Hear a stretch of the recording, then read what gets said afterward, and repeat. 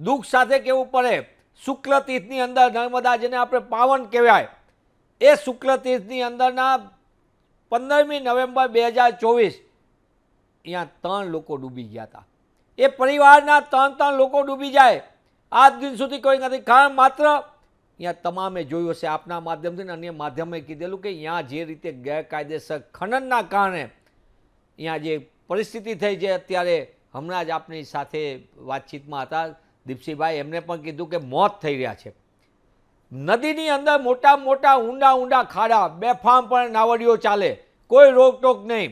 અને આ રોકટોકના કારણે ગામથી લઈને ગાંધીનગરને શહેરથી લઈને સચિવાલય સુધી જે ભ્રષ્ટાચારના આખા હપ્તારાતના જે ફાઇબર ઓપ્ટિક છે એના કારણે ગુજરાત લૂંટાઈ રહ્યું છે.